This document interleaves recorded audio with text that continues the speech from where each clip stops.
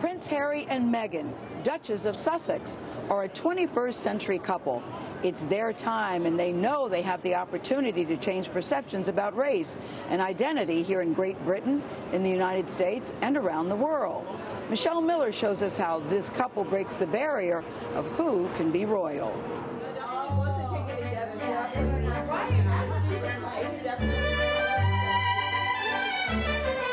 Ladies, may we lift our sparkling cider to the happy couple. It's British high tea. Cheers.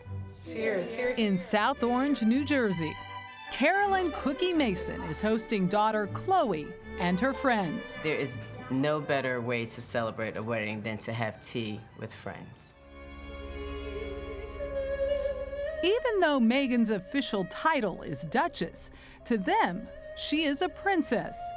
Their princess. Now we see that a real-life black princess can actually be in the British royal family. So it shows young black girls like them that this can actually be a reality, not just a fantasy like in storybooks.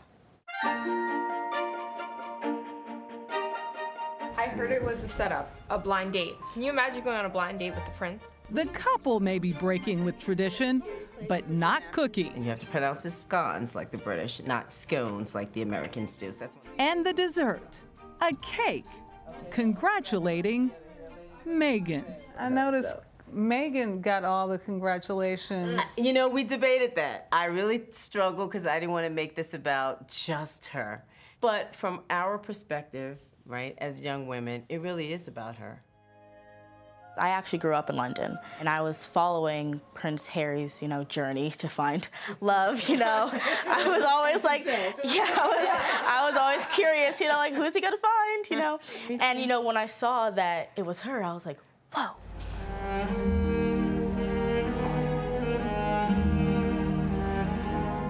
Who was your favorite princess when you were coming up, and why? Well, I think I liked Mulan because she wasn't just like one of those girls that sat down and they wore like prissy pink dresses, and high heels. And even though you're wearing a pretty prissy pink dress. Yeah, and while Mulan may be Jada's favorite fictional princess, so what now? I reckon you want a kiss? The most relatable was Tiana, Disney's first African-American princess, from the 2009 movie, The Princess and the Frog. And I remember feeling a bit proud to be who I was then. I looked like her and I dressed like her for Halloween and I felt so good. I was just like, yeah, I look exactly like her, so I'm so cool. Will you love him? So Meghan Markle is a princess of color. What does that say to you ladies about what you can be? Anything we want, I guess. It doesn't matter your race, your ethnicity, what you look like. You can do whatever you want.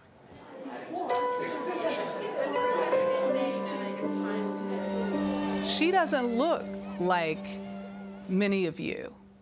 Does that matter? No. Why? I feel like it doesn't matter because it's her identity. The fact that she does identify as biracial and she doesn't try and hide it or anything, she's very proud of it. What matters to you about who she is? That she's honest. How about you, Sophia? That she seems really nice. I think that Meghan Markle says to young women in this country that you are unprecedented, that you must be your authentic self and thrive in that. Editor-at-large of Essence magazine, Mickey Taylor, enjoys watching Meghan embrace her African-American lineage. She's very clear about the magnificent truth of who she is. There's power in love.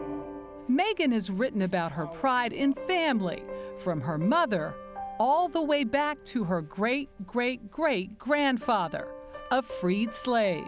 She's proud to have her mother standing by her side with her locks in her hair. Similarly, Harry doting after his wife, bringing her mom and her family along. He's very proud of that, too. What's different about Meghan Markle is not just her heritage. It's the fact that she owns her heritage, that she speaks openly about it. My name is Meghan Markle. As she did in that PSA. You know, a couple years ago, I heard someone call my mom the N-word. Meghan, who grew up in a racially charged Los Angeles watching the riots after the Rodney King verdict, has seen racism up close. Her message to the world is inclusion. Having a mixed world is what it's all about. I mean, certainly it makes it a lot more beautiful and a lot more interesting. A message Efwa Hirsch says is particularly important in Britain, a country that, according to their most recent census, is 87% white. It sends a message that if you do have heritage that is not white, it's not something you have to ignore or pretend not to notice or pretend is not important. You can talk about it. You can be vocal about your experiences. What do you see her doing for women of color? Just being like a face for women of color. How she dresses herself and how she conducts herself and puts herself out in the world. She's not just representing herself, but she's representing all of Black women and what we have to bring. Do you think that it's a big responsibility that she has to bear as a woman of color? I think it is, but I feel like that's something that all of us have to bear every day, being women of color. And it's not just her, it's something that is universally felt throughout the Black community. Will Meghan Markle change the monarchy? Oh, I think Meghan Markle has already changed the monarchy. I think they're creating a new script, not only for the monarchy, but for the world to see. I do see myself in her, and I look up to her. I do see hope for the future, and so I hope that one day I can do something that will allow people to have hope in me and to believe in what I can do.